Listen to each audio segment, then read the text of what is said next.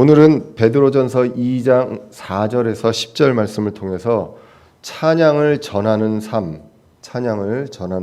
이런 제목으로 말씀을 함께 보고자 합니다. 우리는 지금 길지는 않은 그런 베드로 전서를 읽고 있습니다. 총 이제 몇 장 되지도 않고요. 그러나 읽으면서 그 내용에 함축적인 의미들이 다 들어가 있음을 우리가 보게 됩니다. 이 어려운 시기에 우리가 누구인지 분명히 알고요. 그리고 소망을 확신할 수 있습니다. 무엇을 통해서? 말씀을 통해서 우리가 그럴 수 있습니다. 우리가 1장을 보면 처음에 이 대상을 이제 크리스천인데 그 상태를 나그네로 표현을 합니다. 이 세상에서 흩어져 있는 나그네라고 표현을 합니다. 나그네이지만요. 보통 나그네는 갈 곳이 없어서 정처 없이 이렇게 있는 사람들도 있겠지만 갈 곳 없는 나그네가 아니라요. 갈 본향이 있는, 돌아갈 곳이 있는 나그네이다라는 것을 우리는 성경을 통해서 알고 있습니다. 지금 이렇게 떠돌고 있는 곳과는 비교가 되지 않는 그러한 너무나도 좋은 곳, 그곳이 우리가 갈 곳입니다. 그 갈 곳이 있지만 지금 이 세상에서 나그네로 살아가고 있다라고 이야기를 합니다. 나그네로 머물고 있는 이곳에서 영원히 있는 것처럼 생각하는 사람들이 있고 이곳에 있는 것들에 집착하고 이것을 어떻게 해서든지 내 것으로 만들려고 하는 그러한 사람들이 분명히 있습니다. 그러나 우리는 여기가 우리가 영원히 있을 곳이 아니라는 것을 분명히 알고 돌아갈 곳이 있음을 우리는 분명히 알고 있습니다. 그렇기 때문에 우리의 신분을 우리가 어디에 소속된 자인가 이 신분을 분명히 알고 그리고 갈 곳을 알고 있다는 것 우리는 말씀을 통해서 확신할 수 있습니다. 우리는 구원받은 자이고요. 이 세상으로부터 구출받은 자다라는 것 그것을 이제 성경을 통해서 볼 수가 있습니다. 그렇기 때문에 소망이 있습니다. 우리가 다시 돌아갈 소망은 지금 여기와 비교가 안 되게 좋은 그런 곳이다라는 소망이 있고 아픈 것도 없고요. 눈물도 없는 그러한 곳임을 성경이 분명히 약속하고 있기 때문에 그 소망이 있기 때문에 이 세상에서 시험을 당할 때 믿지 않는 사람들은 근심하고 슬퍼하기만 하지만 우리는 근심하면서 동시에 기뻐한다라고 성경이 베드로전서 1장을 통해서 말씀했습니다. 그래서 우리가 누구인지 알기 때문에 우리가 어떤 삶을 살아야 하는지도 성경이 이야기를 합니다. 우리는 거룩해야 한다고 이야기를 합니다. 그분께서 거룩하시기 때문에 우리도 거룩해야 한다. 세상의 그 유행과 풍조에 끌려가는 것이 아니라 그것과 분리돼서 이제 거룩을 하나님의 그 왕국의 그 시민으로의 삶을 살아가야 하고요. 그리고 우리는 형제를 뜨겁게 사랑합니다. 세상 사람들이 사랑하는 것과는 차원이 다른 사랑을 우리는 하게 됩니다. 이와 같이 우리의 신분이 전환됐고요. 그 구원 그리고 거룩해야 되는 그 근거 그리고 사랑해야 하는 근거 어느 정도의 기준과 근거 이러한 것들을 어떻게 할 수 있느냐 말씀을 통해서 알 수 있다라고 베드로전서에서 말씀을 했습니다. 영원히 보존된 그 말씀이 우리 앞에 이 성경으로 있기 때문에 우리는 그것을 통해서 우리의 신분이 무엇이고 우리가 얼만큼 거룩해야 되고 그리고 우리가 어떻게 사랑해야 하는지 그것을 알 수 있다라고 베드로전서 1장에서 이야기를 했습니다. 그리고 이제 2장으로 넘어와서요. 우리의 상태가 세상에서 나그네지만 그렇게 우리가 초라한 나그네가 아님을 성경이 이야기를 합니다. 그러면서 우리의 신분을 분명하게 이제 베드로전서 2장부터 이야기를 하는데 첫 번째가 바로 새로 태어난 갓난 아기들이었습니다. 그것이 이제 지난주에 1절에서 3절까지 얘기했던 그 말씀입니다. 우리는 새로 태어난 자들입니다. 영적으로 다시 태어난 자들이고요. 요한복음 3장에서 이야기한 것처럼 물로만 태어난 것이 아니라 성령으로 태어난 자들이다. 다시 태어난 자들입니다. 그렇기 때문에 우리는 그 영적으로 태어난 그 성령으로 다시 태어난 그 갓난 아기들이 먹어야 할 음식을 먹어야 합니다. 그것이 바로 말씀의 순수한 젖이다라고 성경이 이야기를 합니다. 성령의 검으로 에베소서 6장에서 표현됐던 그 말씀 이 말씀이 우리가 성령으로 다시 태어난 갓난 아기들이 먹어야 될 젖이다라는 것입니다. 그렇게 해야 성장한다는 것입니다. 이것은 구원받은 사람들이 구원받은 그 이후에 성장하는 것이지 우리가 성장을 해서 구원에 이르는 그러한 것이 아니다라는 것. 그것이 우리 킹제임스 성경에는 분명히 나와 있다는 것입니다. 말씀으로 말미암아 성장하게 하려 하심이다라고 2절에서 말씀을 했습니다. 그리고 이제 오늘 본문부터 시작되는 두 번째 신분이 바로 살아있는 돌들이다라는 것입니다. 베드로전서 2장 4절에 보시면 이렇게 기록합니다. 참으로 사람들에게는 거부당하였으나 하나님께는 선정받은 돌, 곧 보배로운 산 돌이신 그분께 나와라고 하면서 이제 5절에서 우리가 살아있는 돌임을 이야기하는데 그 전에 이제 예수님에 대해서 먼저 이야기합니다. 그분도 선정받은 돌이고 보배로운 산 돌이다라고 이야기합니다. 그런데 이분은 어떤 분이었냐면 사람들에게 거부당했습니다.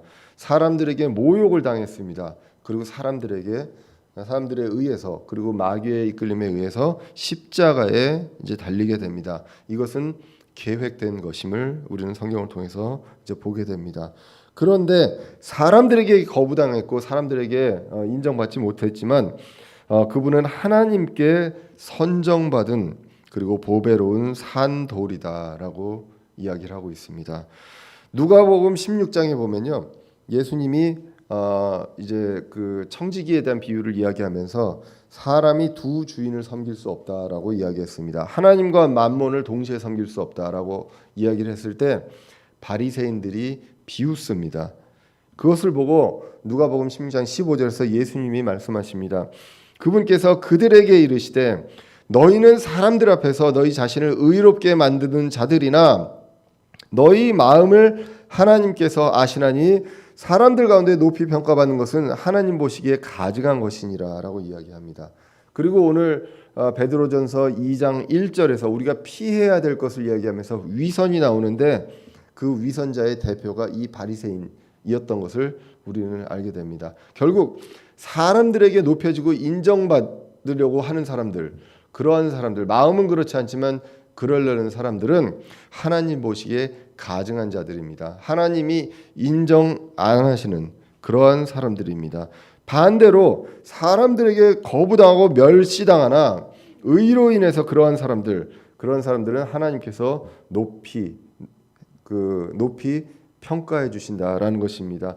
빌립보서 2장에 보시면 예수님께서 그렇게 이제 겸손의 모습을 보여주셨을 때 하나님께서 모든 이름 위에 높이셨다라고 성경이 빌립보서 2장에서 기록하는 것을 2장 9절에서 기록했던 것을 보게 됩니다. 그래서 예수님은 사람들에게 거부당하고 멸시당했지만 오히려 의로 인해서 하나님께 높임을 받고 우리는 그분께 나아간다라는 것입니다. 우리가 그러한 그 보배로운 돌이신 그분께 나아간다라는 것이 2장 4절의 내용입니다. 그리고 이제 2장 5절로 넘어가서 보시면 너희도 예수님뿐만 아니라 우리도 살아있는 돌들로서 영적 집으로 건축되고 예수 그리스도를 통해 하나님께서 받으실 만한 영적 희생물을 드리는 거룩한 제사장이 되었도다라고 기록합니다. 그래서 이제는 예수님께 나아갑니다. 예수님 앞으로 모입니다. 우리가 예수님을 중심으로 모였습니다. 지금 그것이 우리 교회죠. 그래서 예수님 중심으로 모여서 이제는 영적인 집을 구성하고 있는데 그 구성원이고요. 그래서 우리도 다 마치 벽돌집에 벽돌 하나하나 얹어놓듯이 우리도 하나하나 돌인데요. 그 돌이 죽어있는 돌이 아니라 살아있는 돌들이다라고 기록합니다. 살아있다는 것은 우리가 죽지 않고 살아있다는 것은 성장한다는 것입니다. 그렇기 때문에 살아있는 돌로 표현이 되었습니다. 그리고 오늘 5절에서 보면 제사장이 되었다라고 성경이 기록합니다. 구약에서는 모든 사람들 이스라엘 민족조차 제사장이 필요했습니다. 그리고 그 제사장을 통해서 죄 문제를 그 해결해야만 했었던 것이 이제 구약의 상황이었습니다. 그리고 죄 문제를 해결할 수 있는 그 통로가 바로 제사장이었습니다. 그런데 이제는 우리가 제사장이다라고 하나님과 누구를 거쳐서 마치 이제 지성소가 있는데 이 지성소를 가로막고 있는 그런 지성소가 있었던 것과 달리 이런 것들이 없어지고 하나님과 직접 연결될 수 있는 그러한 제사장이 되었다는 것입니다. 그래서 이제 로마서 12장 1절에는 이렇게 기록합니다. 그러므로 형제들아 우리가 하나님의 긍휼을 힘입어 너희에게 간청하노니 너희는 우리의 몸을 거룩하고 하나님께서 받으실 만한 살아있는 희생물로 드리라라는 것입니다. 제사장이 이제 희생물을 이제 하나님께 드리게 됩니다. 이것이 바로 합당한 섬김이다. 우리는 모두 다 이제는 제사장이다. 이것이 캐톨릭과 지금 우리의 그 기독교가 다른 점이다라는 것을 우리는 분명히 성경을 통해서 알 수가 있습니다. 다시 돌아가서 살아있는 돌인데요. 우리가 살아있는 돌들인데 무엇을 짓느냐? 영적인 집을 짓는다라고 합니다. 그 안에 살아있는 돌입니다. 그렇기 때문에 이 집조차 살아있는 집이고 자라가는 집이다라는 것입니다. 돌들이 성장하고 있기 때문에 그래서 고정되어 있는 집이 아니라 성장하는 집이다라는 것입니다. 그런데 이 집은 하나님께서 거하시는 성전이다라고 성경이 기록합니다. 우리가 이제 에베소서를 봤었습니다. 에베소서 2장 20절에도 이와 같은 구절들이 있습니다. 또 사도들과 대언자들의 기초 위에 세워진 자들이니라. 예수 그리스도께서 친히 으뜸 모퉁이 돌이 되시나니 그분 안에서 모든 건물이 꼭 맞게 함께 뼈대를 이루어 주 안에서 한 거룩한 전으로 자라간다고 합니다. 거룩한 전으로 집이 자라갑니다. 그분 안에서 너희도 성령을 통해 하나님의 처소로 함께 세워졌느니라 라고 기록합니다. 이 영적인 집, 자라가는 집이 바로 하나님의 처소, 하나님이 거하는 곳이고 바로 성전입니다. 저와 여러분들이 또 성전입니다. 이 성전을 이루고 있는 이곳이 바로 하나님께서 이 장소가 아니라 이 모임, 이 교회가 바로 하나님의 처소다라고 성경이 기록합니다. 모임이 교회고 우리가 성전이고 또 우리가 성장합니다. 이 기초는 마태복음 16장 18절에 이야기한 것처럼 반석 그리스도 위에서 세워진 교회다라고 성경이 기록을 하고 있습니다.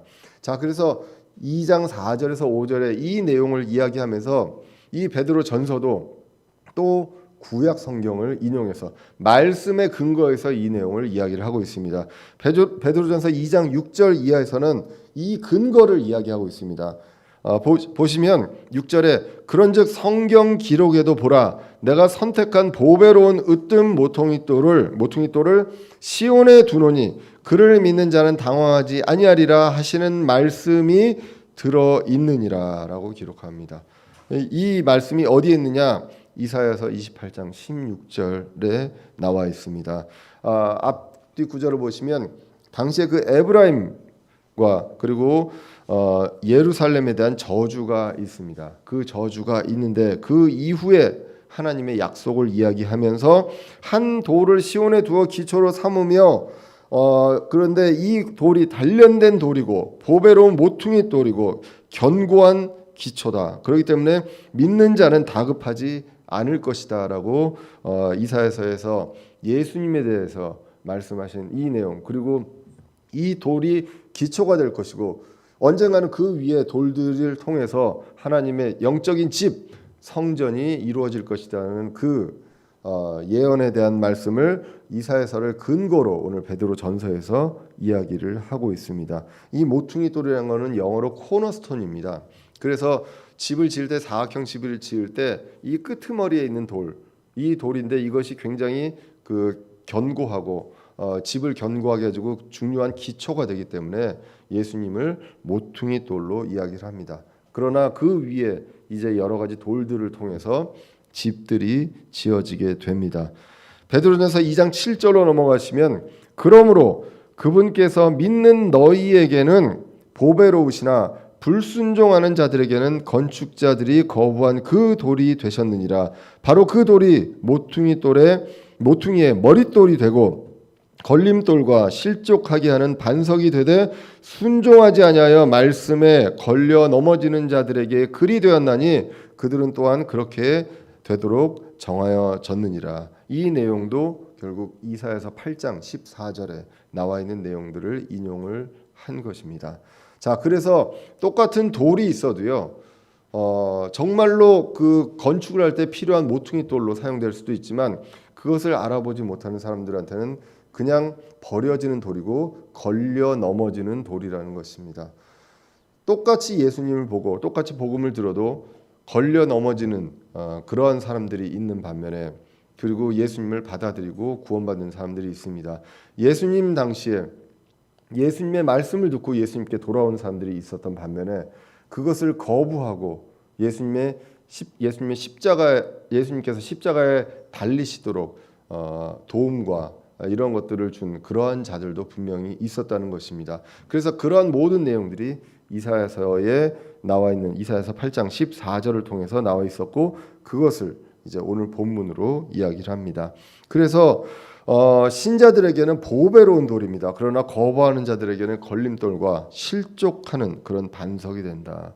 그렇기 때문에 불신자들에게 존경받지 못했던 그런 예수님에 대한 내용들을 우리는 볼 수가 있습니다. 자, 그 다음에 나와 있는 세 번째 신분이 바로 9절에 나와 있는 왕가의 제사장입니다. 베드로전서 2장 9절에 보시면 이렇게 기록합니다. 그러나 너희는 선정된 세대요, 왕가의 제사장이요, 거룩한 민족이요, 특별한 백성이니 이것은 너희를 어둠에서 불러내어 자신의 놀라운 빛으로 들어가게 하신 분께 대한 찬양을 너희가 전하게 하려 하심이라 라고 기록합니다. 이 말씀은 굉장히 유명한 말씀이죠. 우리 복음성가에 축복성이 있습니다. 때로는 너희 앞에 어려움과 슬픔이 있지만, 그 가사로 시작되면서 2절에는 너는 택한 족속이요 왕 같은 제사장이니 이렇게 하는 그 축복송, 저희도 그 예전에 뭐 중고등부 때 이제 다른 교회 다닐 때 새로운 사람이 있으면 항상 손 이렇게 하고 했던 그러한 기록이 있는 그 말씀이 바로 베드로전서 2장 9절입니다. 자, 그런데 이 말씀에 그러나로 시작합니다. 예수님은 불신자들에게 버림받았던 사람들이고 버림받았고요. 그 사람들은 그 반석임에도 불구하고 거기에 걸려 넘어지는 그러한 사람들이 있었고 그렇게 정해졌었다. 이미 계획되었다라고 얘기했지만, 그러나 우리는 어떠냐? 그러나 너희는 이라고 나옵니다. 그러면서 선정된 세대요, a chosen generation입니다. 이거 개혁성경에서 얘기한 것처럼 택한 족속이 아니라요, 동시대에 살고 있는 족속이 아니라 우리 이 교회 시대 우리 크리스찬들이 바로 선정된 세대다, 제너레이션이다라고 성경이 기록을 하고 있다는 것입니다. 지금 이 시대, 교회 시대에 살고 있는 우리 세대들, 은혜의 시대에 살고 있는 우리 세대들이 바로 선정된 세대입니다. 유대인들은요, 구약 시대 유대인들은 선정된 세대이냐? 그들은 제사장이 아니었죠. 그러나 우리 모두가 제사장입니다. 우리 한 사람 한 사람이 제사장이고 선정된 세대들이다라고 성경이 분명하게 이야기를 하고 있습니다. 그렇기 때문에 구약 시대 지성소로 가로막혀 있던 그 시대에 예수님이 십자가 사건으로 인해서 휘장이 위로부터 아래로 찢어지면서 이제는 그 지성소가 아니라 우리가 직접 하나님께 나아가는 그러한 세대가 바로 선정된 세대. 지금 이 신약 시대 크리스찬을 가리켜서 우리는 선정된 세대라고 이야기를 하고 있습니다. 그리고 이제 왕가의 제사장이 나옵니다. 우리의 신분이, 우리의 세대는 선정된 세대고요. 그리고 우리는 누구냐? 왕가의 제사장이라는 것입니다. 왕 같은 제사장이 아니라요, 왕가의 제사장입니다. 영어로 하면 a royal priesthood입니다. 그 프리스트후드 제사장인데 어떤 제사장이냐? 로열입니다. 로열. 우리가 로열 패밀리 하라고 하면은 뭐라고 알고 계십니까? 로열 패밀리하면 왕 같은 가족입니까? 왕족이죠, 왕족. 예, 그 왕의 혈통을 받은 사람들입니다. 그냥 왕 같은 사람들이 아니라, 그렇기 때문에 왕 같은 제사장이 아니라 왕의 가문의 제사장. 그래서 왕가의 제사장이라는 것입니다. 구약에서 제사장은요, 이 유대인들 중에서 제사장이 아무나 되는 것이 아니었잖아요. 레위 지파 중에서, 그리고 레위 지파 중에서 아론의 아들들만 제사장이 될 수가 있었습니다. 그리고 우리가 히브리서에서 예수님은 그러면 아론의 계통이 아닌데 누구의 계통이냐? 멜기세덱의 계통이다라고 우리가 그러니까 히브리서를 통해서 이제 배웠습니다. 그런 혈통이 있듯이 우리도 하나님의 왕국의 그 예수님의 그 하나님의 혈통을 받은 왕의 가문의 제사장이다라고, 여러분들과 제가 한 사람 한 사람 모두가 다 이제는 제사장이다. 이것이 바로 선정된 세대의 크리스찬이 바로 왕가의 제사장임을 알려주십니다. 그리고 예수님은 어떠십니까? 예수님은 대제사장이다라고 성경이 기록합니다. 히브리서 3장 1절에 보시면, 그러므로 거룩한 형제들 곧 하늘의 부르심에 참여한 자들아, 우리의 신앙 고백의 사도시며 대제사장이신 그리스도 예수님을 깊이 생각하라라고 히브리서 3장 1절 통해서 우리가 보게 됩니다. 그렇기 때문에 우리는 왕의 가문의 왕족의 왕의 혈통을 받은 제사장이다라고 오늘 본문이 이야기를 합니다. 그리고 우리는 거룩한 민족이다, 거룩한 존재다라는 것입니다. 특별한 백성이다라고 오늘 본문이 이야기를 하고 있습니다.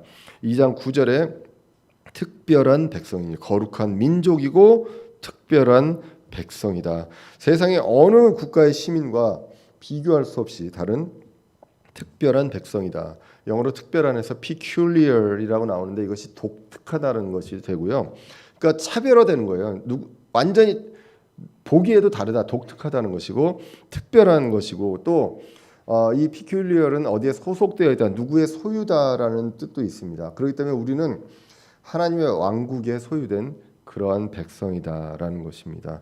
세상의 어느 나라와 비교할 수 없습니다. 지금 이 세계에는요, 개발도상국도 있고 선진국도 있습니다. 근데 그 어느 선진국보다도 비교할 수 없는 그 완벽한 왕국, 그 왕국의 시민권을 갖고 있는 그러한 사람들이 바로 우리라라는 것입니다. 그래서 지금의 몸을 벗고 썩지 아니할 몸을 입을 수 있는 그런 왕국의 시민입니다. 그리고 공중으로 올라가는, 나중에 예수님을 보기 위해서 공중으로 올라가는 그런 왕국 시민이고, 거기에서 보상의 심판을 받는 그런 왕국 시민입니다. 그리고 이제 신부의 신분으로서 어린 양의 혼인잔치에서 참여하는 그러한 왕국 시민이고요. 이제는 천년 왕국에서 통치하는 그러한 왕국 시민이다라는 것, 그것을 성경을 통해서 오늘 2장 9절을 통해서 이제 볼 수가 있습니다. 2장 9절에서 특별히 나와 있는 것이 무엇이냐면, 중반부에 이것은 너희를 어둠에서 불러내어 자신의 놀라운 빛으로 들어가게 하신 분, 그 예수님을 이야기하면서 구원에 대한 것들을 조금 더 구체적으로 이야기를 합니다. 어둠에서부터 불러내서요, 놀라운 빛으로 들어가게 하시는 것, 이것이 바로 구원이다, 구출이다라는 것입니다. 그것을 하신 그 예수님을 통해서 우리는 이러한 왕가의 제사장이 되었다라고 성경이 기록을 하고 있습니다. 그리고 이제 네 번째로 특별한 백성이 바로 누구냐? 하나님의 백성이다라고 이야기합니다. 2장 10절에 보시면, 너희가 지나간 때에는 백성이 아니었으나 이제는 하나님의 백성이요 긍휼을 얻지 못하였으나 이제는 긍휼을 얻었느니라라고 성경이 기록합니다.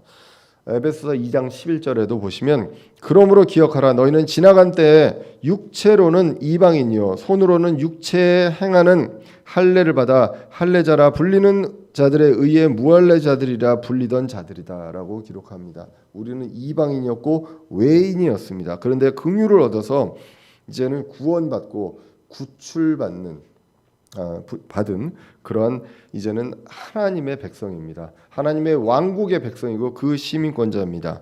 그래서 지금까지의 신분을 보면은 베드로전서 2장에서 새로 태어난 아기들 그리고 살아있는 그런 돌이었고요. 그리고 왕가의 제사장이었고 그리고 하나님의 백성이다라고 이야기를 하고 있습니다. 이런 것들이 우리가 잘해서가 아니라 긍휼하심을 얻어서 예수 그리스도의 피로 이러한 귀한 신분을 그 시민권을 얻게 되었다라고 기록합니다. 그런데 왜 이렇게 되었느냐? 그리고 하나님께서는 이렇게 해주시면서 우리에게 무엇을 원하시느냐? 라는 구절이 베드로전서 2장 9절 중반에 나와 있습니다. 이것은 너희를 어둠에서 불러내어 자신의 놀라운 빛으로 들어가게 하신 분께 대한 찬양을 너희가 전하게 하려 하심이라. 우리는요, 우리를 구원하신 분께 찬양을 전하는 사람이 되어야 된다. 찬양하는 사람을 뛰어넘어서 찬양을 전하는 사람이 되어야 한다라고 기록을 하고 있습니다. 1차적으로 우리는 찬양을 위해서 찬양하기 위해 존재하는 그러한 하나님의 사람들입니다. 요한계시록 4장 10절 11절에 가서 보시면 요한이 환상 중에 이제 공중에 올라가서 공중에 있는 모습들을 보게 됩니다. 그때 이제 24 장로가 나옵니다. 보통은 24 장로는 신약 성도로 우리가 이제 해석을 하는데요. 자신들이 이제 보상으로 받은 그런 관, 이 크라운 관이라고 하죠. 이 관을 왕좌에 던지면서 찬양을 합니다. 이렇게 계속해서 쉬지 않고 이제 찬양을 하는 그러한 존재가 바로 우리가 그렇게 해야 되는 존재라는 것입니다. 이 세상에서도요, 신자는 그분을 찬양해야 됩니다. 이 찬양은 praise라고 하는데 이 찬양은요, 노래만 이야기하지 않습니다. 노래는 찬송이라고 구체적으로 보시면 되고 찬양은 드높인다는 것입니다. 어떤 분을 칭송하고 칭찬하고 감사의 표현을 하는 그러한 것들을 통틀어서 우리가 찬양을 합니다. 꼭 노래가 아니더라도 말로 우리의 모습으로 우리의 삶으로서 하나님을 찬양할 수 있습니다. 그래서 신자의 삶 자체가 찬양이 되어야 한다는 것입니다. 그러면 찬양을 전한다는 것은 무엇일까요? 세상에서 세상 사람들이요, 우리를 통해서 하나님을 알고 하나님을 바라보고 하나님을 드높일 수 있도록 우리가 전해야 한다는 것, 그것이 바로 그분께 찬양을 전하는 사람들이 되어야 한다는 것입니다. 우리에게 이러한 신분을 준 것, 이 세상에서 이 세상에 있는 국적과는 다른 국적에 그런 국적을 부여하신 이유는 그 국적의 사람들로서 살아가서 저런 나라가 있구나, 저런 왕국이 있구나, 그것을 우리를 통해서 볼 수 있어야 한다는 것이죠. 그래서 이 세상에서 왕국의 시민권을 보장하셨습니다. 보통 어떤 그 사람의 국적을 알려면요, 외모로도 알 수 있고 언어로도 알 수가 있습니다. 뭐 다 아시겠지만 지금은 워낙 이제 외국 사람들이 많아서 외국 사람들이 지나가도 이렇게 돌아보는 경우는 이제 별로 없죠. 근데 뭐 한 20년 전만 해도 외국 사람이, 특히 서양 사람이 지나가면 다 이렇게 돌아보고 식당에 딱 와서 뭐 김치 같은 거 먹으면 막 이랬던 그런 때가 있었습니다. 예, 그랬는데 지금은 그렇지 않습니다. 그래서 그 사람들이 하는 말과 그리고 외모를 보고 이거 우리와 다른 나라에서 온 사람들이구나라는 것을 알 수가 있었다는 것입니다. 우리의 모습은 어떻습니까? 우리가 하는 말이 어떻고 우리가 하는 행동이 어떻고 우리가 하는 옷차림이 어떠며 우리가 하고 있는 그 표정과 이런 것들이 어떠냐, 감사와 기쁨이 넘치는 삶을 살고 있느냐, 정말 시험 속에서 근심하지만 그 근심 속에서도 기뻐할 수 있는 존재인 크리스찬, 이것을 우리가 세상 사람들과 보이고 있는가, 그리고 거룩, 세상의 모든 막 휩쓸려가는 어떤 진리와 기준 없이 휩쓸려가고 있는 그런 사람들과 달리 어떠한 일이 있어도 명백한 가치관과 기준을 가지고 가는가, 그리고 사랑을 하더라도 그냥 보통 사람들이 사랑하는 것과 다른 사랑을 하고 있는가. 그래서 이런 사람들, 이 믿는 사람들, 교회 다니는 사람들이 이렇게 다르구나 라는 것들을 보임으로써 하나님에 대한 찬양을 전하게 된다는 것입니다. 우리가 어떠한 것들을 하고 그리고 어떠한 것들을 버려야 하는지 이러한 것들을 분명히 알아야 한다는 것입니다. 제가 이제 하나 예를 들려고 하는데요. 이 예는 사람하고 상관없고 여러 가지 상황과도 상관이 없습니다. 무엇이냐 하면 일단은 우리가 국적이 어디고 그리고 소속이 어딘지 알고 그 소속의 문화와 언어와 이런 것들에 정말로 배우려고 노력하고 그것에 맞게 살려고 노력하고 지금에 있는 것들을 버려야 하는데 노력해야 한다는 그 내용들로 이제 이야기를 하려고 합니다. 그리고 그 선진 문물을 이 세상에 어디에도 없는 그 선진 문물을 세상에 전하는 그러한 존재가 되어야 한다는 예로서 제가 사실은 운동을 되게 좋아합니다. 축구도 좋아하고 야구도 좋아하고 웬만한 스포츠 다 좋아하고요. 그냥 하는 것만 좋아하는 게 아니라 모든 히스토리를 웬만한 것들은 다 알고 있습니다. 그러니까 축구 같은 경우는 해설을 웬만하면 저도 할 수 있습니다. 재미가 없어서 그렇지. 모든 우리나라 월드컵의 역사와 승패와 그리고 언제 어디서 했고 진출했는지도 다 알고 있습니다. 그러다 보니까 이제 경기를 볼 때 되면 제가 감독에도 빙의가 되고 해설자에도 빙의가 돼서 막 이제 얘기를 하는 그런 좀 부끄러운 모습을 보여주기도 하는데요. 제가 말씀드리고 싶은 사람이 이제 차범근 감독입니다. 뭐 이제 다 아시겠지만 굉장히 유명한 사람이고 그리고 선구자적인 사람이죠. 거의 세계 최초로 우리나라 최초로 그때 독일의 분데스리가라는 데 진출한 한국 사람입니다.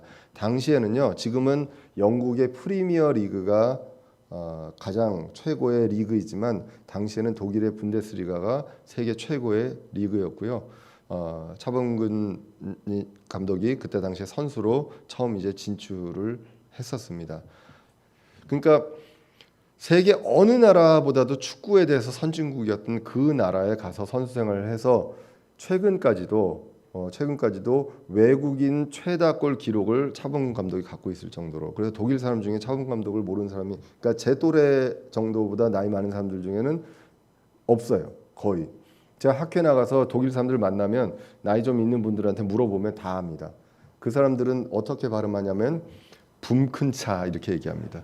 예, 붐큰차 이렇게 얘기하거든요. 범할 때 BUM 하기 때문에 붐 이렇게 발음을 합니다.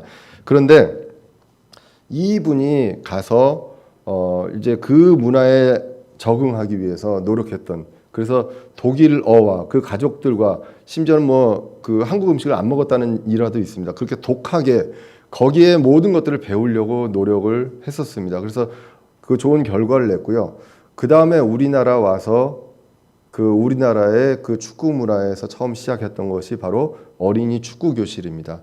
그 전까지는 그러한 어린이 축구 교실이 없었어요. 지금은 굉장히 모든 국가대표 출신들이 대부분 본인의 이름을 달고 어린이 축구 교실을 하지만 그 당시에 처음으로 차범근 어린이 축구 교실을 했습니다. 그래서 그때 사람들이 저도 이해를 못했어요.